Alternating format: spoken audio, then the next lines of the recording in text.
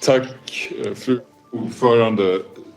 Madam President, may I begin by wishing all Yemenis and Muslims around the world Ramadan Kareem as they start this period of reflection and coming together for the holy month. While Muslims around the world are celebrating the holy month of Ramadan, unfortunately, this celebration will not be complete for the families of many of our colleagues in arbitrary detention by Ansarallah. The absence of their family members will be deeply felt during a month that should be one of gathering and connection with loved ones. Some will even be grieving, as the family of our World Food Programme colleague Ahmed. Some colleagues' parents have also passed away while they have been in detention without knowing the fate of their children. I once again call for the immediate and unconditional release of the detainees, and I'm grateful for this Council's continued support on this issue. Madam President, it is now over 10 years of this unresolved conflict. The grinding hardship that Yemenis are suffering only deepens. Since its onset, GDP per capita has more than halved. Civil servants in Ansarallah-controlled areas have not been regularly paid on time or in full since 2018, while those in government of Yemen-controlled areas also face some delays to their salary payments. Moreover, the Yemeni Riyal in government of Yemen-controlled areas has fallen by 50% in the last year, driving up prices of basic commodities. As a consequence, poverty has surged across the country. Madam President, in past months, I have cautioned repeatedly against escalatory actions. Recently, we have seen a rise in rhetoric from the parties to the conflict, pre-positioning themselves publicly for military confrontation. We must not allow this to happen. Words matter. Intent matters. Signals matter. Mixed messaging and escalatory discourse can have real consequences, deepening mistrust and fueling tensions at a time when de-escalation is crucial.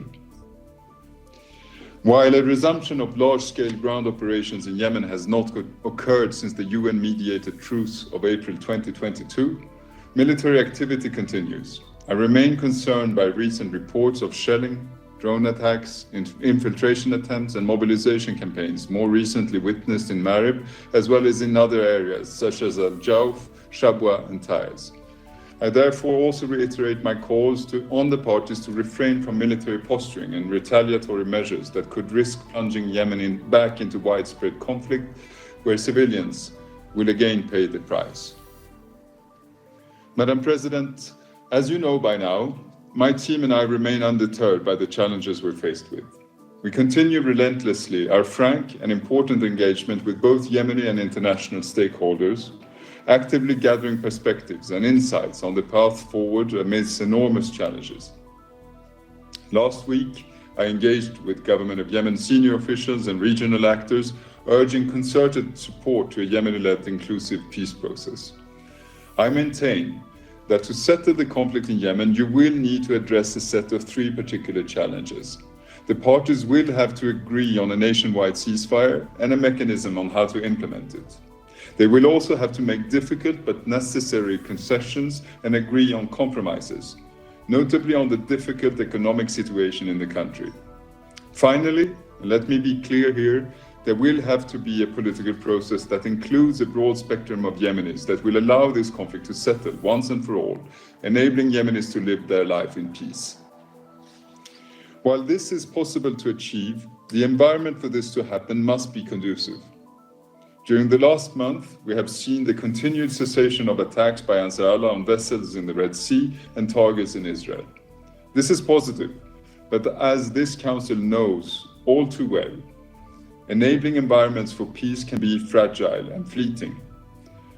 Positive developments must be put on a more permanent footing, and the international community must not waste any opportunity to make progress, and we must be agile in our approach in supporting Yemeni-led efforts. Madam President, the implementation of the US designation of Ansarallah as a foreign terrorist organization is now unfolding. While the full ramifications of this measure are yet to be determined, I reiterate the importance of protecting our efforts to advance a peaceful settlement in Yemen. In order to reach a just and inclusive peace in Yemen, it is essential that the mediation space for Yemenis, under the auspices of the United Nations, is preserved. I remain committed to continuing to carry out my duties in accordance with the mandate given to the Secretary General by this Council, including convening meetings on a number of pressing issues, including for the exchange of conflict-related detainees. I see and I hear the deep frustration of Yemeni people who continue to bear the heavy burden of a decade of war, and I remain grounded in my conviction that principled and impartial resolution of conflict is the only way forward. As such, the elements of the roadmap continue to represent a viable path. In this regard, I am deeply grateful to this Council for its unity and support to the UN's work to support Yemen in this difficult time. Madam President, in 2 days, we will celebrate International Women's Day.